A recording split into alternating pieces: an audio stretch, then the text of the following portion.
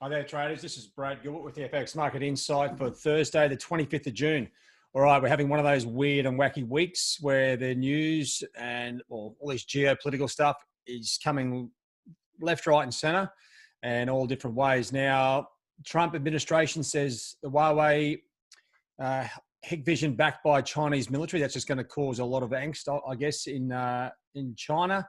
US layoffs remain elevated. You've got Australia's post-biggest one-day rise in coronavirus cases.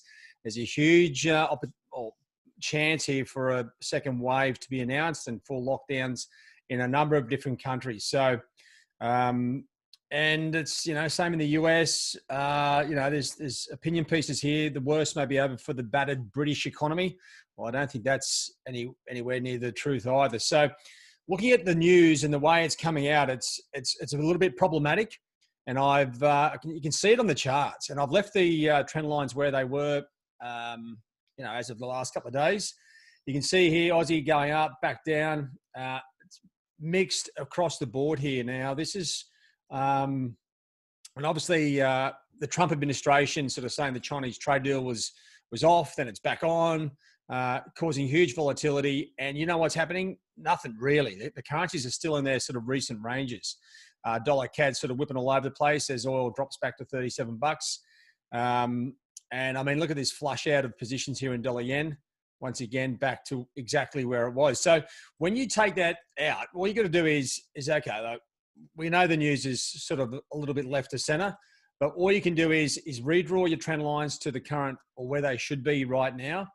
And we'll start to see if we can make odds and ends of where everything is. Now, if you can't draw your trend lines in the first place, you're going to be a little bit stuck. But, I mean, it's not terribly difficult to work out how to do it. And I'm just going to go through and tune up a couple of levels here at the moment on my charts, just to see exactly where the levels are. Now, I felt very confident. I actually sort of had a bit of a quick look through things yesterday and thought, well, the dollar's looks like it's ready to take another beating, but it's bounced straight back.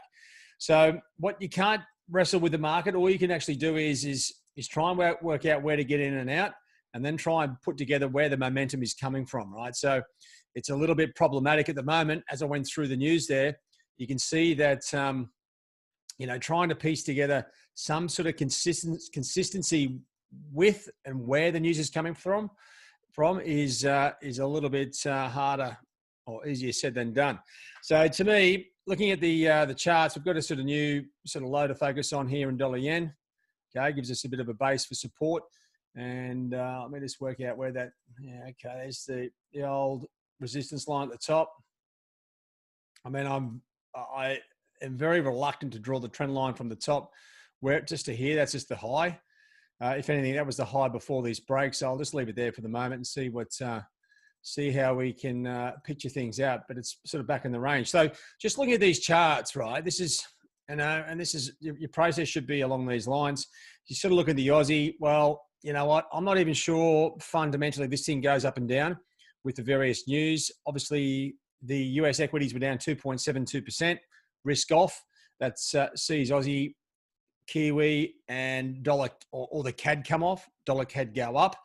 That's running with the theme of the equity markets. Now, most of these pairs, I think it's in a bit of a balance. We're so close to a potential lockdown across the board again, and across a lot of places that it's hard to see if these things are going up or down. To me, it's too uncertain at this point, unless we get something clearer from the Trump administration. I mean, oil's up, oil's down, dollar CAD's up. It's like a lot of stuff here just doesn't paint a very clear picture for me at all, right? So if anything, if I could just bring you back to sort of the dollar page, if anything, just having a look at the equity markets here. Now, I think this is where we're going to see a few opportunities. Now, Dow down 2.72%, Japanese equities down 1%, Chinese equities sort of just above, they're sort of almost flat. We're going to see how everything sort of pans out here. But right at this point in time, I'm probably looking, if anything, to make odds and ends of this. Equity markets are down. It's a risk-off situation. Aussie, Kiwi, and the CAD are lower. That's pretty much all I can sort of really confidently run with just at the moment, but it's, it's sixes and sevens. And that's primarily because the news that we are seeing here is just out of control. I mean, coronavirus is, don't forget, we've got all this social unrest in the US as well, which is sort of just being kicked to the back. And then you've got, the market's trying to work off the data, trying to work off the fights Trump's trying to pick with China and that sort of situation. And then you've got the virus situations impacting various places. So just hang in there. I think, as I said, focus on what we can see, which is the equity markets, risk on, risk off. And outside of that, I'm just going to let it sort of float. And if I'm at the screens and something falls in my lap, I'll have a look at it. Otherwise, I'm not going to go chasing it at this stage.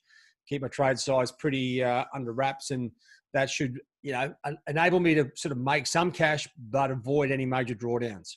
All right, guys, that's it from me. Have a good trade day. Cheerio.